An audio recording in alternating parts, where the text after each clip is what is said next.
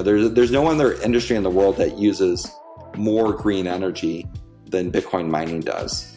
And it's actually environmentally better because it creates an economic incentive to build more green energy because you have a use case for it. Brian, Kelly, how are we doing today? We're doing well. How are you, Jordan? Yeah, I'm very good. Where in the world are you? We are in Orlando, Florida.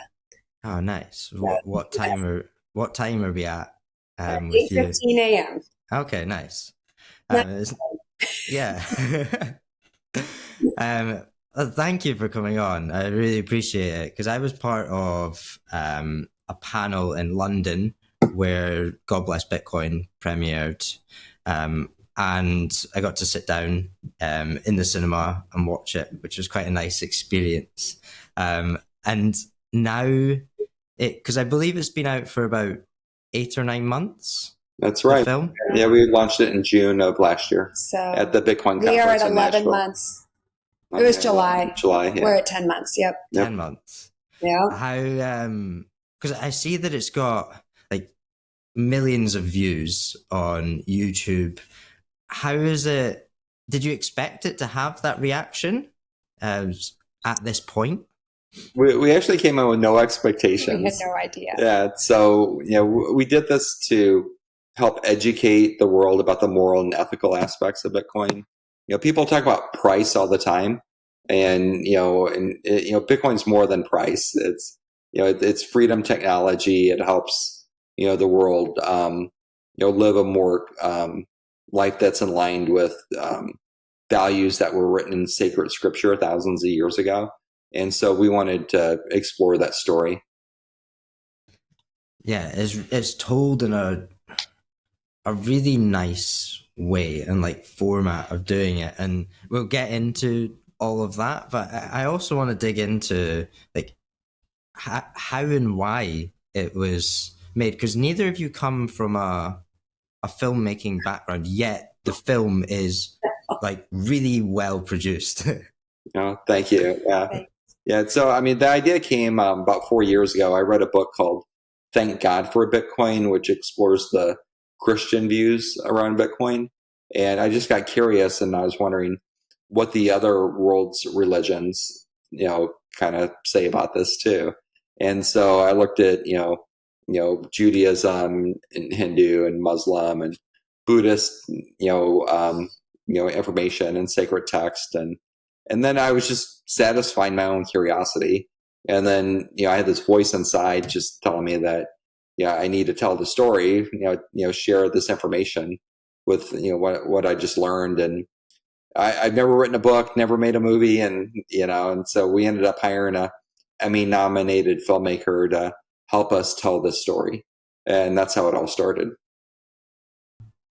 Wow. Is it, so from my perspective, so I'm not religious. I would say an atheist, but I love learning about different religions and different viewpoints on the world, and that's why I liked the film, because I learned a lot as well. Especially, I wrote a note down here about the Islamic finance. Mm-hmm. That was super interesting to me, because I didn't realize how much that aligned with Bitcoin. Yeah, it surprised me too. I know. Yeah, I didn't know anything about Islamic finance either. And Harris Irfan is an amazing authority on that, and he's written several books, and he speaks about it all the time. So he was a huge get, in my opinion, because I feel like he's such an expert on it. He understands Bitcoin enough to be able to describe how it is a better form of money for the Islamic faith. And for your listeners to understand what that means is, in Islamic finance, you can't pay interest or receive interest. And so gold is Sharia compliant money because it doesn't pay interest. You can't receive interest on gold. And Bitcoin's the same way. There was a fatwa that was issued maybe a year and a half ago, maybe almost 2 years ago, and a Saudi cleric, declared that Bitcoin is Sharia compliant money. And, and it wasn't just the Muslim religions that, prevented, paying interest and receiving interest. It was also the Christian religion. And the Catholic Church found a way around that by using basically a tri-party arrangement in order to circumvent, the sacred scriptures. And so, it used to be that Muslims and Christians couldn't pay interest or receive interest, but now it's just the Muslims.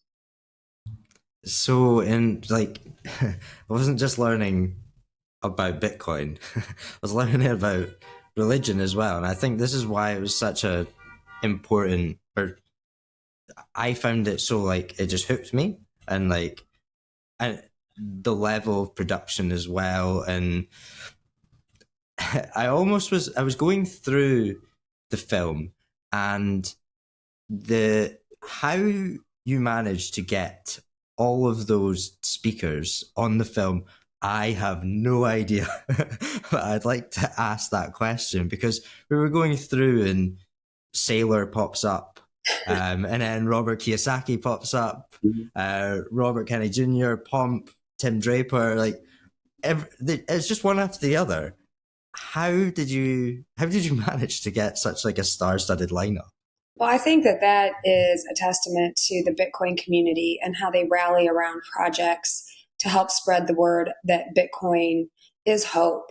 And so everybody in there believes that. And Brian has been in that community much longer than I have. And they are just people that he has connected with, their colleagues, their friends. And he did the ask and they said yes. And so they donated their time, their talent, and their energy for it. So we were really fortunate that you had built such a great network. And then for the religious leaders, that was me. I just had to go out there and research. It was a little harder because I don't have all of those connections naturally. But, it was just a lot of taking time to research and find and do the ask. And all of them were kind enough to agree. Yeah, I mean, you talk about when you went to the Catholic Bitcoin conference. I went to a Catholic crypto conference just to see what was going on. And that is how I ended up finding Father Sirico, who actually has been writing about the nefarious tactic of printing money for years and how detrimental it is to those who are wage earners. And so his ideas really aligned with ours, but it was just, it was one of those things. I happened to be in the right place at the right time. So I just put myself out there to see what I could find. And he's one of my favorite voices in the film. Yeah, and we had Dr. Bach in there from the Dallas Theological Seminary, and who's a friend of a friend. And who's the Rabbi Lappin? Rabbi Lappin. He was introduced to us by one of my clients, and Rabbi Karras, he's the Bitcoin rabbi on X. So I just reached out to him cold. So it was just. You had a friend, Scott Milker, introduced you. Oh yeah, Scott. Yeah. Uh-huh. Yeah. So yeah, it's just you just network your way to the people that you want in the movie and make the ask. I love that. Did you have to do any education pre-video or pre-film on that side of things around? Here's Bitcoin. You've been talking about the printing of money. Here's Bitcoin. No. Yeah, we gave them a list of questions beforehand just so that they were prepared. Because we wanted to focus on the moral and ethical reasons behind it, and not a lot of people are prepared to talk about that. So we wanted to give them, it's usually 20 or 25 questions, and then we let them choose which ones they were most comfortable with.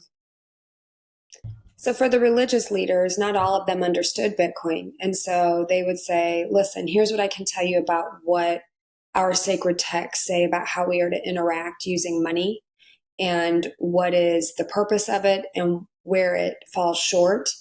And so that's what they spoke to. If you'll notice, some of them didn't specifically talk about Bitcoin. They just talked about what their sacred texts say about how we are to interact with money. And that was really the point, is for the viewer to say, okay, does that work for me? Does that not? Is Bitcoin a better form of money if this happens to be the way I believe, right? So if you happen to be a Muslim, did that resonate with you? Or if you happen to be Catholic, did that resonate with you? Or did you say, no, I don't believe that? So we were hoping that it would just trigger thought more than anything, and self-reflection. Yeah, and it applies to, and I guess that's the beauty of it, is that because you're taking in lots of different religions or faiths into account, like, it then becomes a tool, essentially, the film, to show a wider communities around Bitcoin and bringing them into Bitcoin, because there is mention of their religion within this. Yeah, and I don't think you have to be religious to connect with the movie either. You know, like me. yeah, exactly. Yeah. Right? So I mean, there are like basic tenets of, like Morality. Yeah, morality. Like, for example, in Ezekiel in the Bible, it says, "Don't expropriate wealth from our people to conduct violence and destruction." It's a direct commandment from God, and that's what governments do all the time, especially the United States. They're taking our wealth through inflation, and they're going around the world and conducting violence and war. And it says don't do that. And so that was an important part of the movie, is we should be more compliant with God's wishes. I don't think you have to be Christian to agree that nobody should be doing that. Yeah. Do you know what I mean? That's just a basic rule of being a good person in morality. It's not. It's based in religion, or it's based in sacred texts, whether you believe those are from God or they are man-made. It's a basic rule of just being good. Was that the going into this project? Because I can imagine it was a big project to undertake. Kelly, you're looking like it was. Well, so this was not my brainchild at all. This is an example of my husband wanting to do something and saying, "Hey, I have this idea. I want to make a movie." And I'm like, "Are you crazy? What do you mean you want to make a movie? You have no idea how to make a movie." And he said, "But I need your help. I, by trade, am a writing teacher, and I have been for 32 years. So I know how to help people tell a story, and I know how to formulate, I struggle with saying a viewer instead of a reader, because my whole life I've been saying, your reader's not going to understand that. Now I had to tell him, your viewer's not going to understand that. We have to clarify that." So he pulled me in to help get that storyline and pull that thread. And he was like, "I don't think it'll be that bad. We've got a filmmaker." And I thought, you have zero idea how bad this is going to be. I have a pretty good idea of how bad this is going to be, because he's been studying Bitcoin for how many years now? Since 11. 11 years. So, I'd say he's got an expert level of knowledge. And for him to make a film that would be for people who might not know anything about Bitcoin, to just cull away all of the extra information to get to a basic storyline, I knew was going to be hard. He just thought it was in his head it would be easy. Yeah, but you learned really quickly how hard. You understood that creative process real quick. Yeah, when we made the first rough cut, we got the first rough cut back from the filmmaker, I realized how deep of a hole I was in.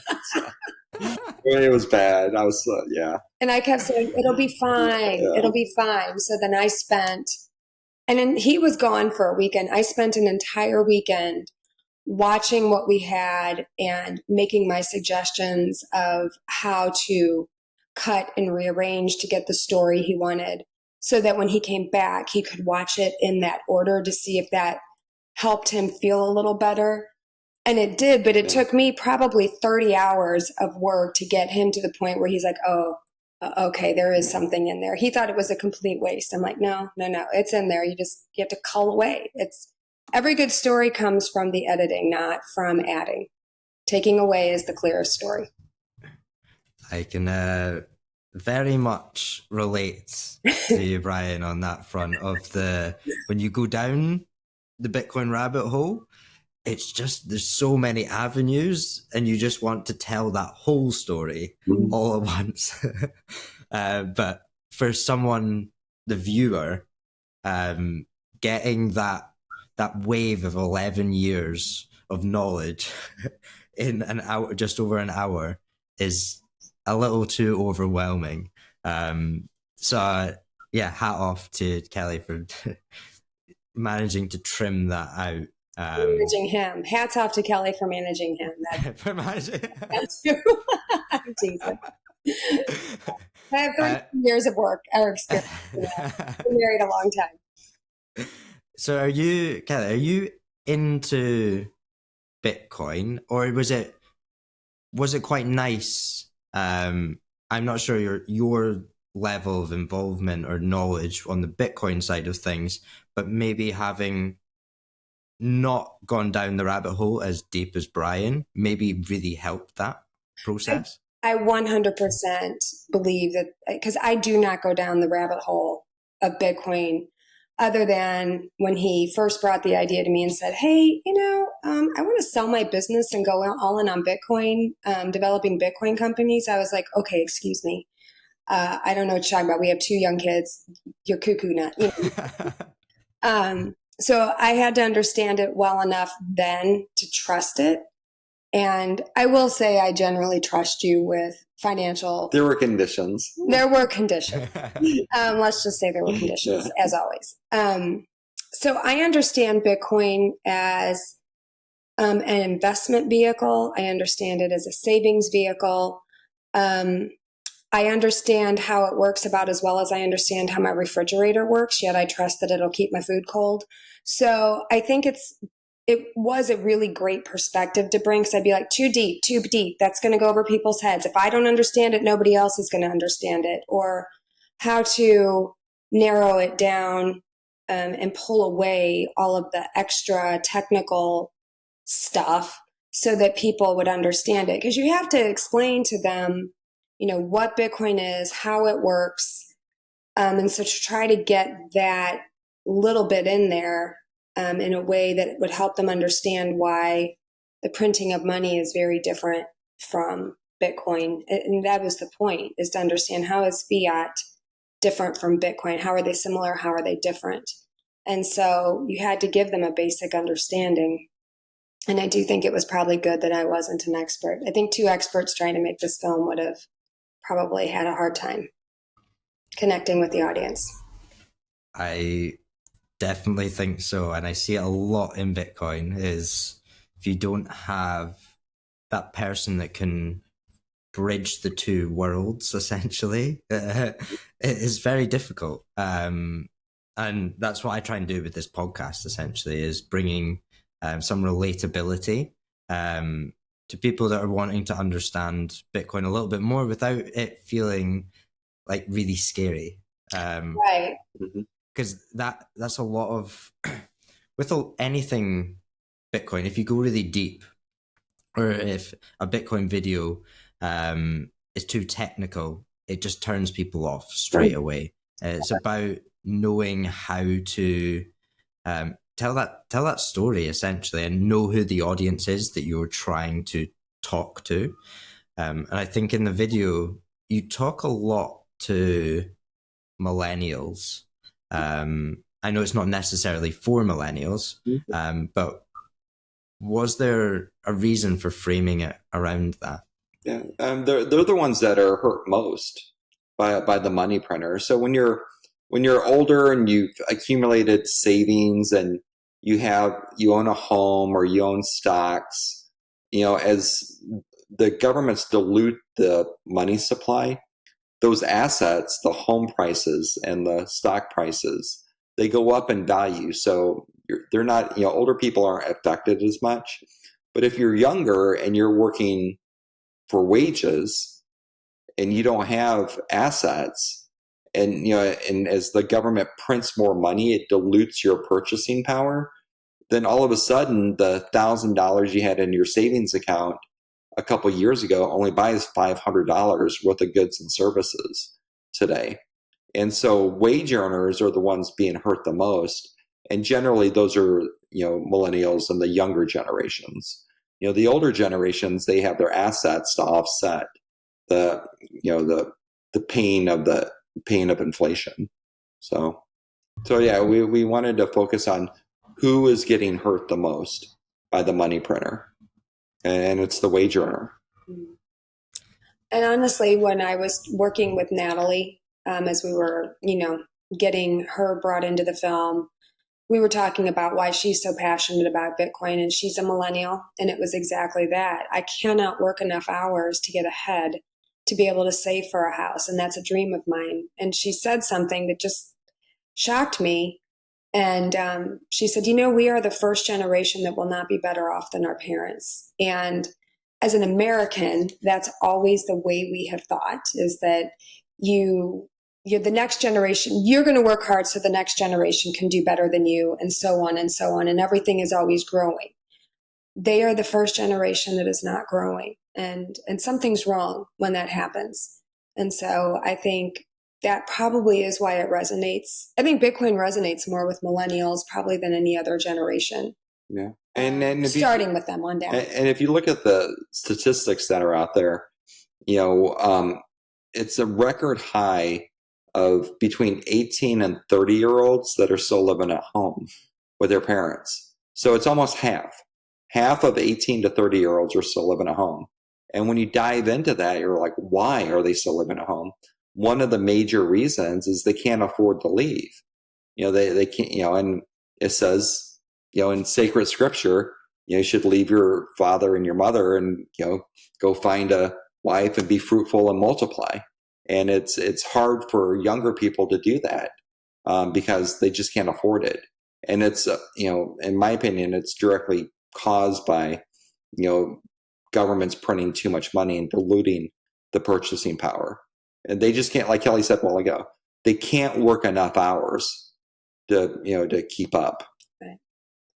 And I'm a Gen X, and so are you. And when we were young, I just assumed I'd get married and have kids. I didn't even think that I better figure out how many kids I want to have based on what I can afford. That just wasn't even in our thought process, because the money printer had not caught up with our generation. And that's a massive thing that gets spoken about so I'm 28. I had to think there. So I fall into Gen Z, but I'm 1 year off. You're our children's age. And I fall 1 year from millennial. So I'm in this age bracket that we're talking about, and I see it.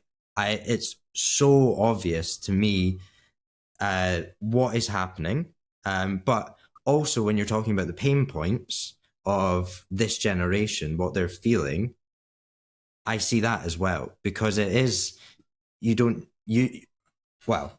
have to then calculate how many kids can we have? Yeah. Can we afford a house?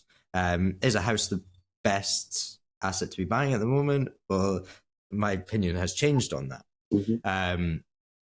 But the pain points are there, and it's just asking why, I think, is the big thing, is for people to be asking, why is that happening? And I don't think enough people are actually asking that question. Yeah, and when you dive into the sacred scriptures, whether it's Christian, Muslim, Jewish, it's some form of this, but in Genesis it says, "Be fruitful and multiply and fill the earth." It doesn't say be fruitful and multiply only if you could afford it, because inflation's like preventing you from doing that. There's a direct commandment from God to be fruitful and multiply, like have many children. And it's this system, this monetary system that started after World War II. It's preventing us from doing that. Do you think so? For us, we've gone through that, and we've asked that question, why is there this problem, and then we've found a solution to it, because it becomes very obvious when you look at, like, you zoom out, you look at the system as a whole of no wonder prices are going up because the money's diluting. Of course, that's going to happen. It's obvious. So, do you think it's just a lack of financial literacy, just at the basic level, though? Because we're not talking about anything intricate here. It is literally just adding more money to a supply that then dilutes it. And on that level, it's quite simple. Yeah, I mean, I have an economics degree from University of Illinois. I did my study abroad at London School of Economics and Cambridge University. I have my MBA from Washington University, and I didn't really understand this until about 10 years ago. They didn't, I wasn't taught this in college or at university, so, I think universities and governments don't want people to understand.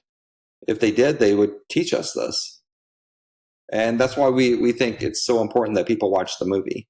This is it's 90 minutes and it explains in simple terms how the monetary system works and how to protect yourself from it.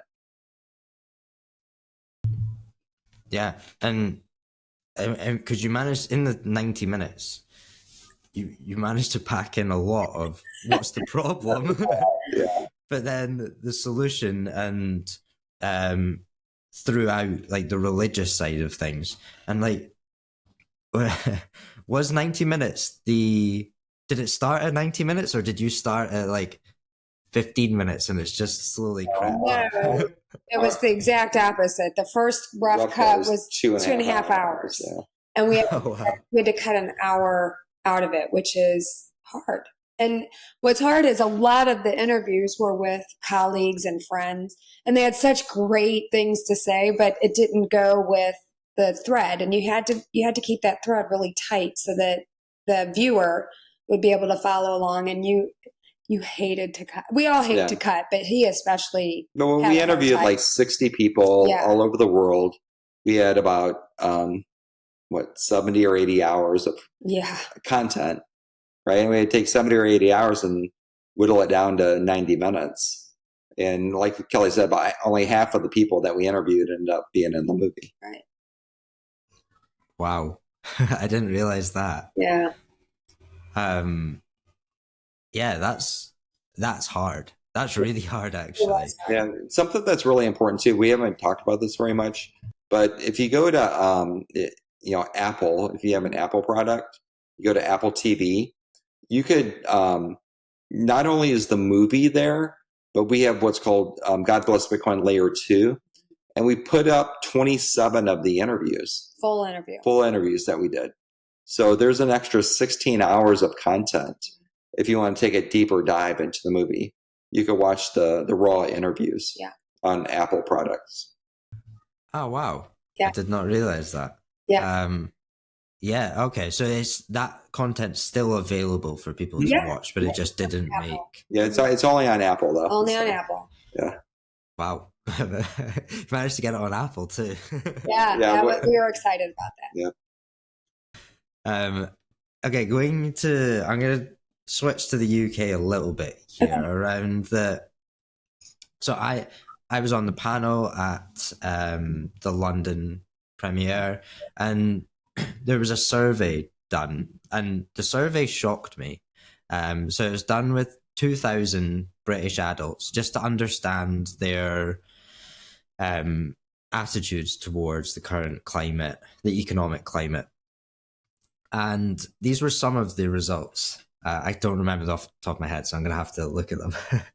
But over half of young adults said the pandemic affected their ability to buy a home. 56% even said it made them reconsider having kids. And 63% of Brits don't trust the government to protect their personal finances. Like, that's hard hitting. When I read this, it's done on 2,000 British adults. When I read that, and it is the vibe, I want to say, the vibe that I'm feeling in the UK when it comes to my friends, the people around me, the circles. But I'm almost seen as the crazy one for saying I don't want to buy a home as an investment anymore. That's I see that there's something better than that.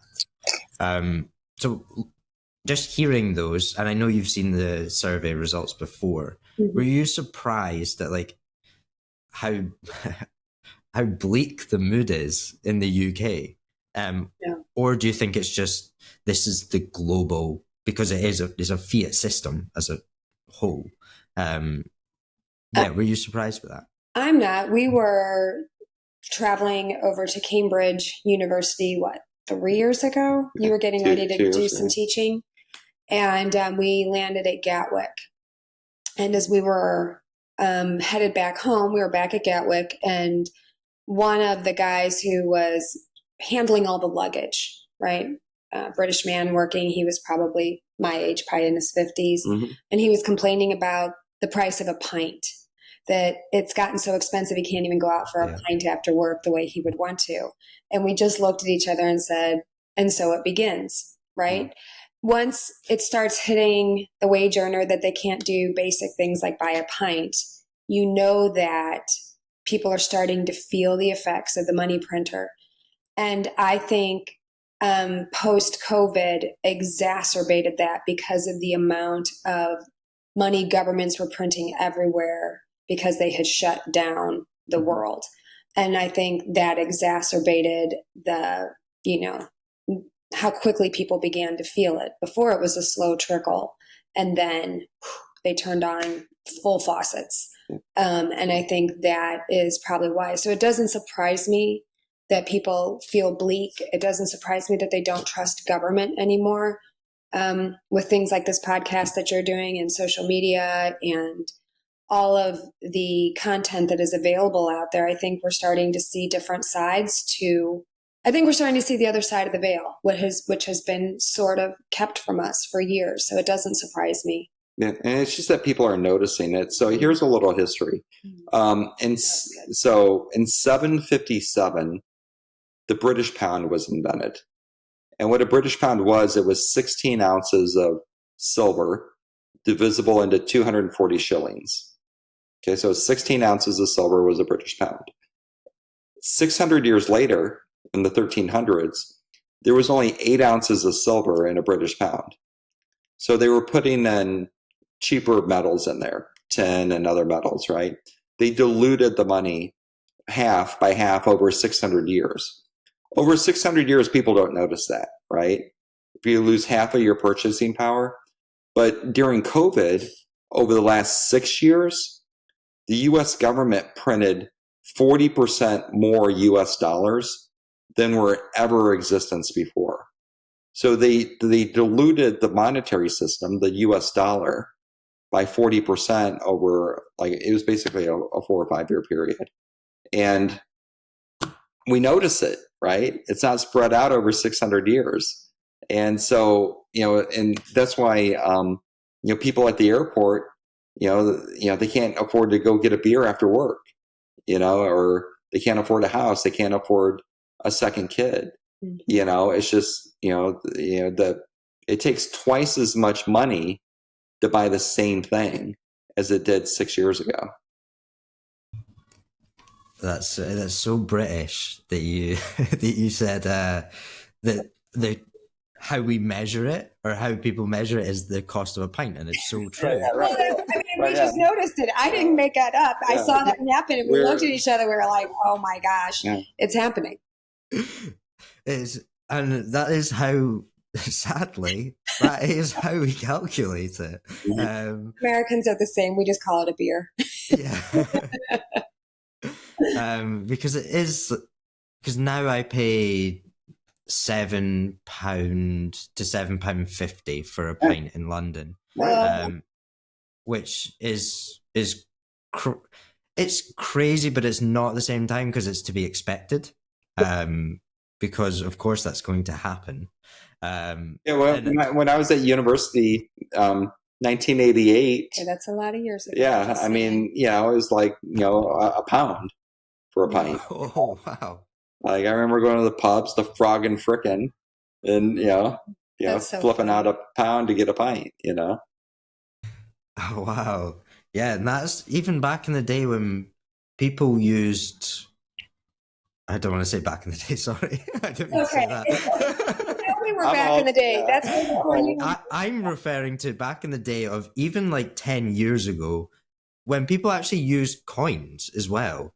Because if you walk around London now, like everywhere, well, I would say the majority of places are all just contactless now, and Right. they actually don't accept cash. Right. A lot of places don't accept cash.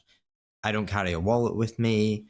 I don't carry anything. It's all on my phone. Mm. And going back to the history side of things, because I love a little bit of history, is like that ties in. Like it's not just like, oh, that happened once with the diluting the supply. Like this has happened like numerous times. Like if you look at like the Roman Empire with the coin clipping Right. and all of this, like history repeats, or history doesn't repeat itself, but it rhymes, I think is the saying. Mm-hmm. So do you think going forward, now that we have Bitcoin, how do you think that cycle finishes, or does it finish? Well, it's a long process.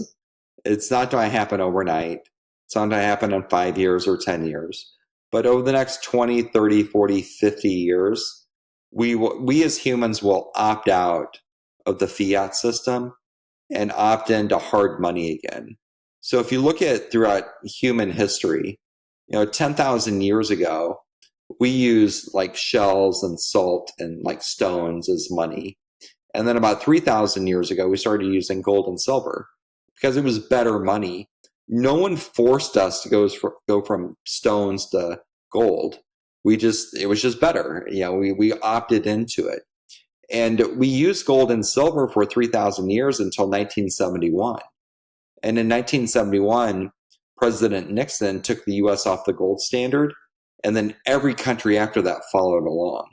And so for the past 54 years, the world has been running an experiment where our money is not backed by a hard asset like gold or silver or salt or stones. And that system has failed.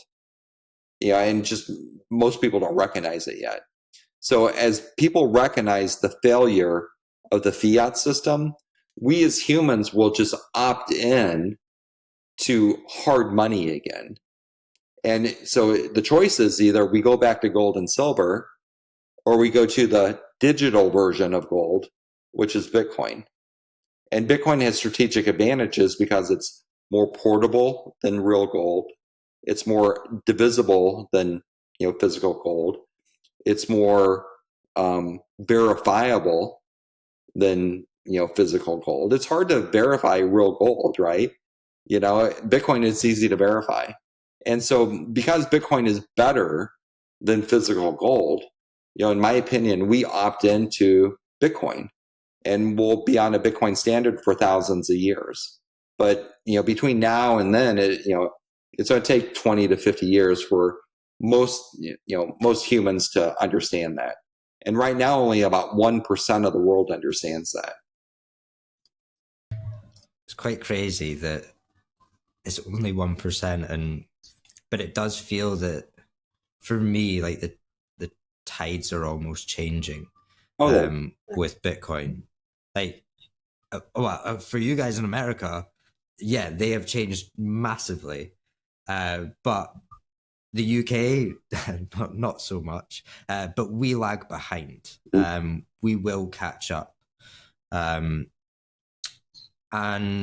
yeah, the last point I just wanted to ask about is I had Alexander, and you've mentioned Cambridge University throughout, and like I had Alexander on who was the lead author on the digital asset mining report, which was amazing. Like it's so meaty, and there's just so much in there.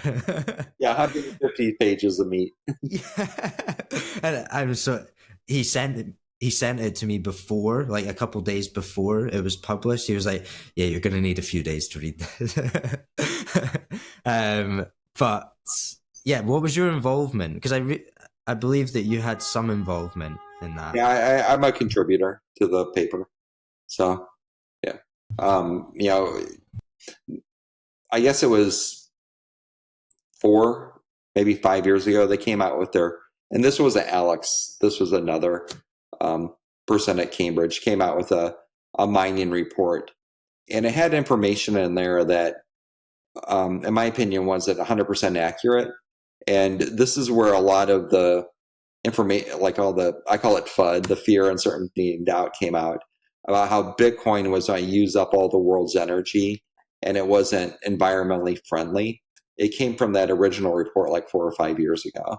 And so I reached out to Cambridge and I pointed out some of the things that I thought should be looked into a little bit more deeply. And the major issue is that they were only looking at in front of the meter electricity usage, but there's a large percentage of Bitcoin mining which is behind the meter. And what that means is that Bitcoin miners go directly to the source of basically stranded or abandoned electricity. And because it's cheaper, it's electricity that has no productive use. And because you can't transmit it more than like 500 miles. And so there could be a hydroelectric dam in a rural area that's generating a lot of electricity, but the local residents could only use 10% of that. The other 90% of it's just wasted. And so Bitcoin miners go and capture that cheap, unused energy. And Cambridge wasn't measuring the behind the meter electricity usage. Once you measure that and throw that into the equation, then Bitcoin mining looks like, it's the greenest energy industry in the world. There's no other industry in the world that uses more green energy than Bitcoin mining does.